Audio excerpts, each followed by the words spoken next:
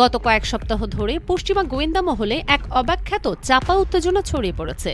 ওয়াশিংটনের ক্ষমতার কেন্দ্রগুলোতে যারা নিয়মিত যাতায়াত করেন তারা লক্ষ্য করেছেন হোয়াইট হাউসের সিচুয়েশন রুমে গত 2 সপ্তাহে যে পরিমাণ জরুরি বৈঠক ডাকা হয়েছে তা বিগত 6 মাসের সম্মিলিত বৈঠকের সংখ্যাকে ছাড়িয়ে গেছে। পেন্টাগনের সিনিয়র জেনারেলরা প্রকাশ্যে মুখ খুলছেন না ঠিকই, তবে তাদের চোখের নিচে জমে থাকা ঘুমবঞ্চিত কালো দাগ নিজেই একটা গল্প বলে দিচ্ছে। সিআইএর ভার্জিনিয়ার লাংলি সদর দপ্তরে রাত 3টায় আলো জ্বলছে বলে খবর পাওয়া গেছে। কিন্তু ঠিক কি এমন ঘটে গেল যে পৃথিবীর সবচেয়ে শক্তিশালী রাষ্ট্রের গোটা নিরাপত্তা কাঠামো এভাবে নড়ে উঠল? এই প্রশ্নের উত্তর খুঁজতে গেলে একটি নামের কাছে এসে থামতে হয়। সেই নামটি হল টুপোলেভ টিউ 160 ব্ল্যাকজ্যাক। ব্রিটিশ গণমাধ্যম ফিনান্সিয়াল টাইমস সম্প্রতি 2 মার্কিন গোয়েন্দা কর্মকর্তার বরাতে জানিয়েছে, ইরানের সঙ্গে যুদ্ধ বন্ধে প্রেসিডেন্ট ডোনাল্ড ট্রাম্পের আলোচনার গুঞ্জন যখন তুঙ্গে, ঠিক সেই মুহূর্তেই রাশিয়া গোপনে ইরানের উদ্দেশ্যে ড্রোন সহ সামরিক সহায়তা পাঠিয়ে দিয়েছে। কিন্তু এই ড্রোন সহায়তার খবরটা যতটুকু প্রকাশ পেয়েছে তার আড়ালে যে আসল বিস্ফোরক তথ্যটি লুকিয়ে আছে সেটা জানলে রীতিমতো শিউরে উঠতে হয়। একাধিক গোয়েন্দা সূত্র এই সামরিক বিশ্লেষকদের মূল্যায়ন অনুসারে রাশিয়া তাদের সবচেয়ে ভয়ঙ্কর কৌশলগত বোমারু বিমান টিউ 160 ব্ল্যাকজ্যাক ইরানের হাতে তুলে দিয়েছে। আর এই একটিমাত্র ঘটনা পারস্য উপসাগরে মার্কিন নৌবহরের জন্য এমন এক অস্তিত্বের সংকট তৈরি করেছে যা আগে কখনো কল্পনাও করা হয়নি। ঘটনার সূত্রপাত হয়েছিল কয়েক মাস আগে, যখন আন্তর্জাতিক সংবাদ মাধ্যমে ছোট্ট একটি খবর ভেসে এসেছিল। খবরটা ছিল এরকম যে রাশিয়া কয়েকটি বিশাল আকৃতির কার্গো বিমান অত্যন্ত গোপনীয়তার সাথে ইরানের মাটিতে অবতরণ করিয়েছে। বাণিজ্যিক স্যাটেলাইটের ছবিতে দেখা গিয়েছিল তেহরানের কাছে একটি সামরিক বিমান ঘাঁটিতে রুশ অ্যান্দোলভ এন 124 রুশনাল এবং ইলুইশিন ইল 76 কার্গো বিমান সারিবদ্ধভাবে দাঁড়িয়ে আছে। স্বাভাবিকভাবেই প্রশ্ন উঠেছিল, এত বিশাল কার্গো বিমান ঠিক কি নামিয়ে দিয়ে গেল ইরানের মাটিতে? ইরান কিছু বলেনি, রাশিয়াও ছিল সম্পূর্ণ নীরব। কূটনৈতিক মহলে কিছুদিন ফিসফিসানি চলার পর সেটাও থেমে গিয়েছিল। সাধারণ মানুষ ভুলে গিয়েছিল সেই খবর, কিন্তু পশ্চিমা গোয়েন্দারা ভোলেনি। তারা চুপচাপ তাদের তদন্ত চালিয়ে গেছে। আর সেই তদন্তের ফলাফল এখন যা বেরিয়ে আসছে তা শুনলে যে কারো রক্ত হিম হয়ে যাবার কথা। রাশিয়ানরা এই বিমানকে আদর করে ডাকে বেলি লেভেদ, অর্থাৎ সাদা রাজহাঁস। নামটা যতই কাব্যিক শোনাক, এই রাজহাঁসের আসল চেহারা দেখলে বুকের ভেতরটা শুকিয়ে যায়।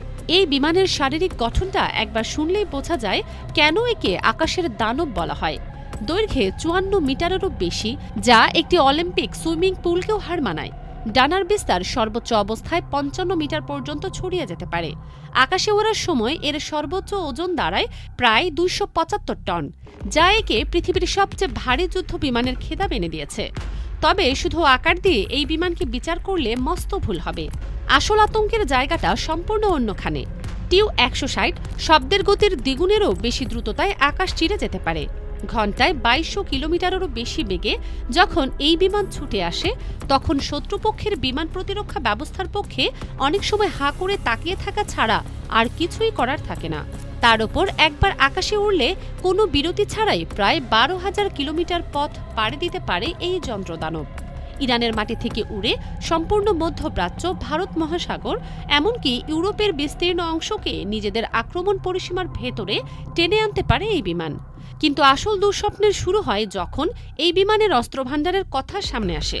টিউ 160 একসাথে 40 টন পর্যন্ত অস্ত্রশস্ত্র বহন করতে সক্ষম। এর পেটের ভেতরে থাকে 12টি খ-101 ক্রুজ মিসাইল, যেগুলোর প্রতিটি 5500 কিলোমিটার দূরের লক্ষ্যবস্তুতে হুবহু নির্ভুলভাবে আঘাত হানতে পারে। অর্থাৎ এই বিমান ইরানের আকাশসীমার ভেতরে নিরাপদে বসে থেকেই মিসাইল ছুড়ে আমেরিকার দূর সাগরে ভেসে থাকা যে কোনো যুদ্ধ জাহাজকে গুঁড়িয়ে দিতে পারে। এর বাইরে আছে খ-22 এন্টিশিপ মিসাইল, যেগুলো বিশেষভাবে ডিজাইন করা হয়েছে সাগরে ভাসমান রণতরী ধ্বংস করার একমাত্র উদ্দেশ্যে। তবে সবকিছুকে ছাপিয়ে যে অস্ত্রটি সবচেয়ে বেশি আতঙ্কের ঢেউ তুলছে সেটি হল কিনজাল হাইপারসনিক মিসাইল। এই মিসাইল শব্দের গতির 10 গুণ বেগে ছুটতে পারে। পৃথিবীর কোনো দেশের কাছে এই মুহূর্তে এমন কোনো প্রতিরক্ষা প্রযুক্তি নেই যা অকল্পনীয় গতিতে ধেয়ে আসা একটি মিসাইলকে নিশ্চিতভাবে থামাতে পারে। আমেরিকার সবচেয়ে অত্যাধুনিক এজিস মিসাইল প্রতিরক্ষা ব্যবস্থা, যেটাকে তারা এতদিন অজেয় বলে বিশ্বাস করে এসেছিল, সেটাও কিনজালের সামনে কার্যত অসহায়। রাডার হয়তো মিসাইলটিকে শনাক্ত করতে পারে, কিন্তু মিসাইলটি এত অবিশ্বাস্য দ্রুততায় ধেয়ে আসে যে প্রতিরোধমূলক কোনো পদক্ষেপ নেয়ার আগেই সবকিছু শেষ হয়ে যায়। এখন একটু চোখ বন্ধ করে কল্পনা করুন, একটি TU-160 বিমান তার পেটে 12টি কিঞ্জাল মিসাইল নিয়ে 15,000 মিটার উচ্চতায় মেঘের স্তরের অনেক উপরে নিঃশব্দে ভাসছে। নিচে পারস্য উপসাগরের গাঢ় নীল জলে ভাসছে আমেরিকার গর্ব USS আব্রাহাম লিঙ্কন। ডেকের উপর সারি সারি FA-18 সুপার হর্নেট যুদ্ধ বিমান প্রস্তুত অবস্থায় দাঁড়িয়ে। 5,000-এরও বেশি প্রশিক্ষিত নাবিক দিন রাত এই ভাসমান দুর্গটিকে সচল রাখছেন। রাডার ব্যবস্থা 24 ঘন্টা আকাশ ও সাগরের প্রতিটি ইঞ্চিতে নজর রাখছে। সবকিছু নিয়ন্ত্রণে আছে বলেই মনে হচ্ছে, কিন্তু উপরে এই সাদা রাজহাঁস অপেক্ষা করছে। একটি নির্দেশ আসা মাত্র মিসাইলগুলো ছুটে যাবে নিচের দিকে।